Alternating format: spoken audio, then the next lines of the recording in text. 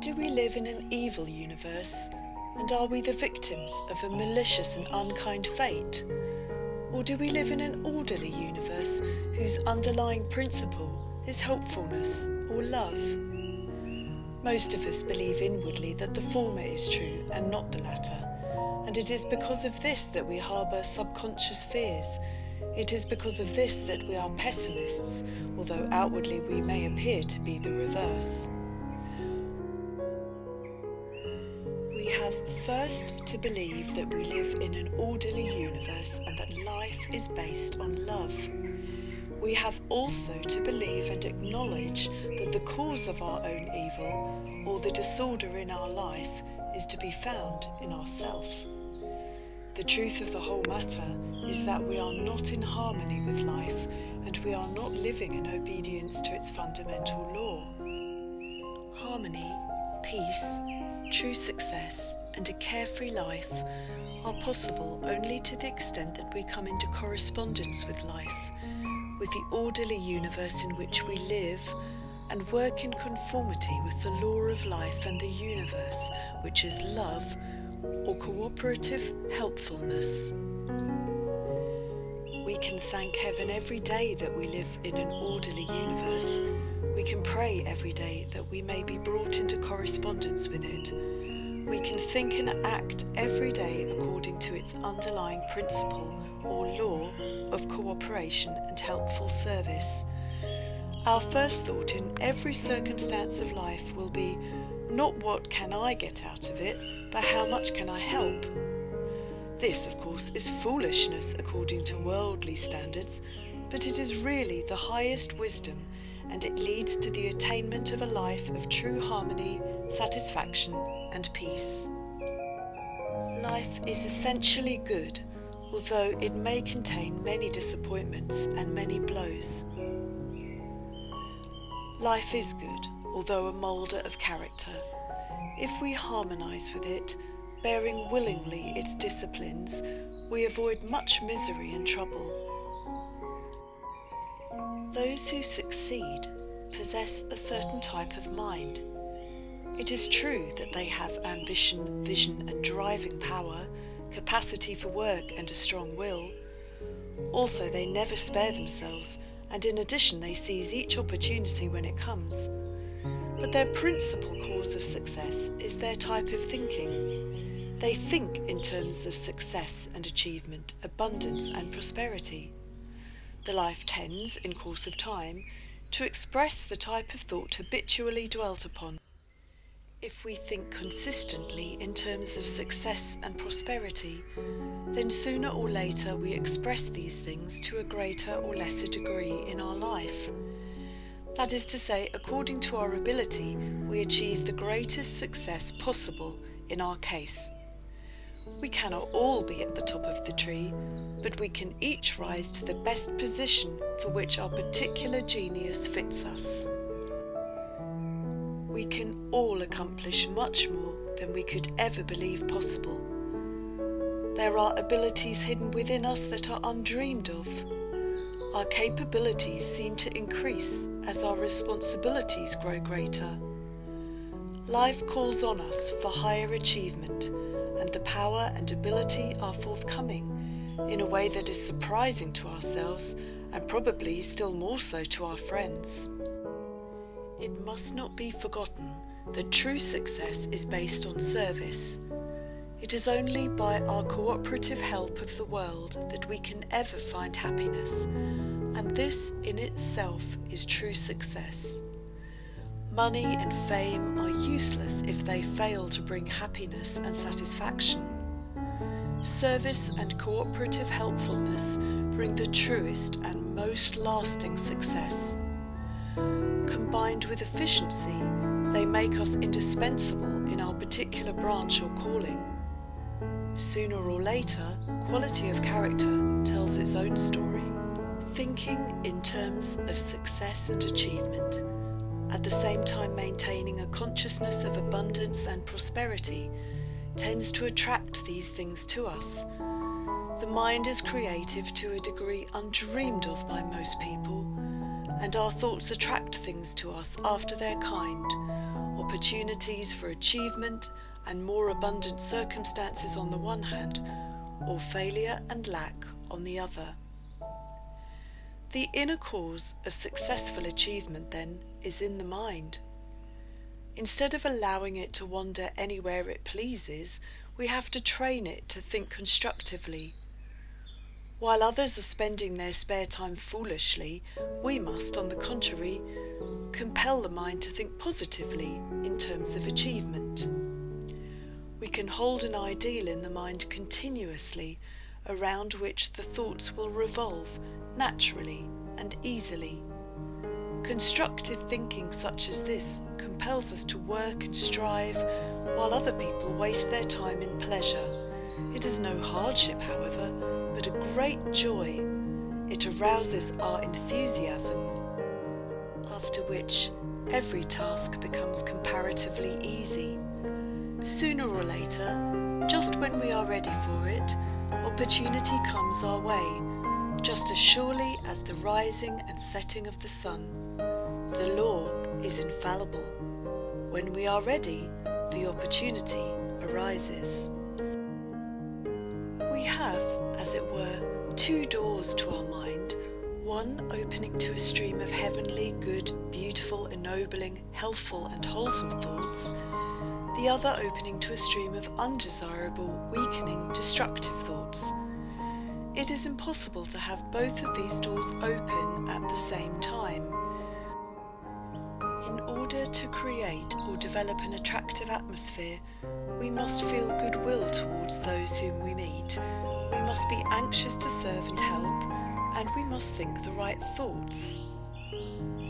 We must remember that while it is true that we have to serve, no matter what our calling or position may be, yet we are the magnet, and that others are drawn to us, not by compulsion or against their will, but by the magnetism of goodwill and inward friendliness. We must bear in mind that we are drawing others to us not in order to serve our own selfish ends, but in order to bless them, help them, and make them happier.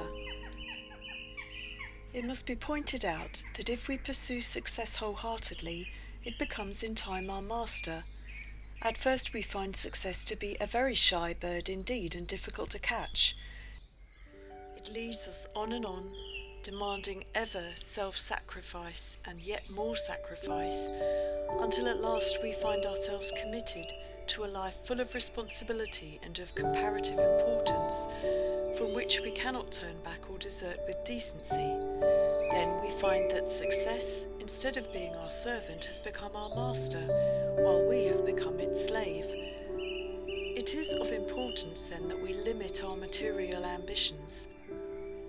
By frequently turning our thoughts and aspirations to the divine innermost, we become greatly helped and strengthened. In the course of time, our work which we may dislike in itself becomes transformed and made enjoyable through a realization of the fact that it is a service of love to our fellows. We become conscious of a new fellowship and companionship.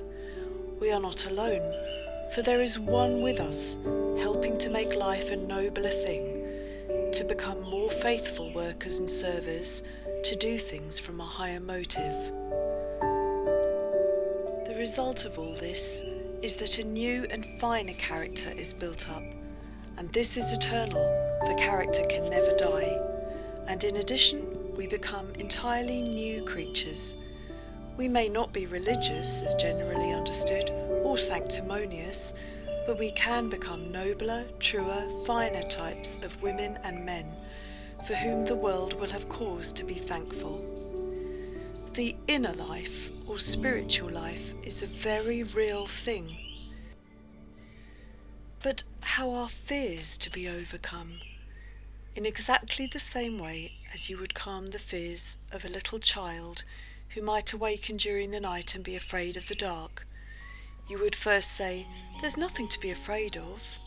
You might then reason with them, showing them that the room is just the same when it is dark as when it is illuminated, and that the things they fear are merely in their own mind.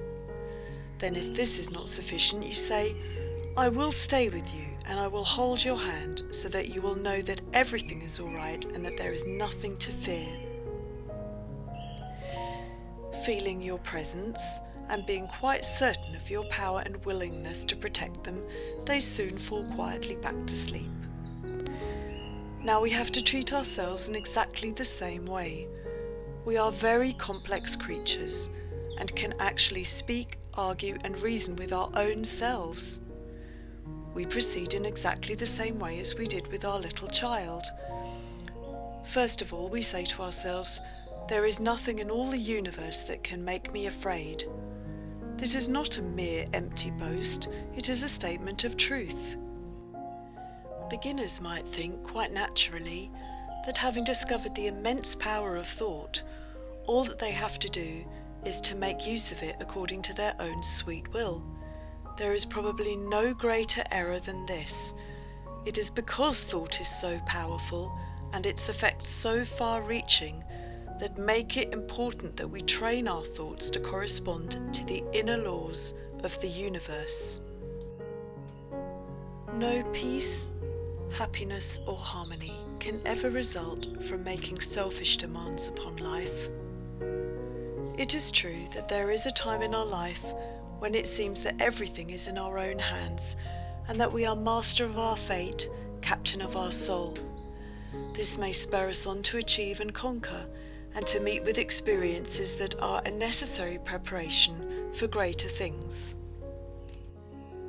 But sooner or later, we realize that there is an internal harmony to which we must correspond. We belong to a complete whole in which we have a place and of which we form a part. We can come into correspondence with the harmony of this whole only by becoming less selfish and more universal. Instead of forcing our will upon life, instead of making ourselves a centre around which everything else must revolve, instead of demanding and compelling, if we would find real happiness and true satisfaction, we must love and serve life and the world and then enter into the harmony of the whole. The inner law of life is love, but it is better for us to think of this as cooperation. To the extent that we think, work, act and feel in correspondence with this law, do we find true happiness, peace, satisfaction, and the things which are precious above rubies and which no wealth can buy. We see then why we should train ourselves to think thoughts of goodwill instead of those of hate and resentment, of cooperation instead of selfish acquisitiveness, of service rather than personal gain. It may seem to be a small thing deliberately to think thoughts of goodwill about one who has wronged us or upset us, but it is really a tremendous thing of eternal importance. It may appear to be but a small thing to think thoughts of steadfastness and overcoming in the face of apparent defeat and failure, yet it is not such a small thing after all, for upon it the success of our life largely depends. It may seem to be a small thing to think deliberately of one's unity and oneness with the source of all light and life, instead of as separate and alone, but this also is a matter of importance, for through this we enter into a realization of the truth. It may seem to be a small thing to think deliberately of health, wholeness and the joy of living, instead of brooding over disease, sickness and death, but the results of such thinking are far-reaching, for upon it our health largely depends. It is true that we are engaged in a great adventure, yet we have to commence in a small way, being satisfied at first with small achievements. It is we who have to be changed, not our circumstances. We have to overcome our circumstances and limitations by growing beyond them. When we become changed, our circumstances and environment become changed correspondingly. We can become built up in character only to the extent that we overcome in thought.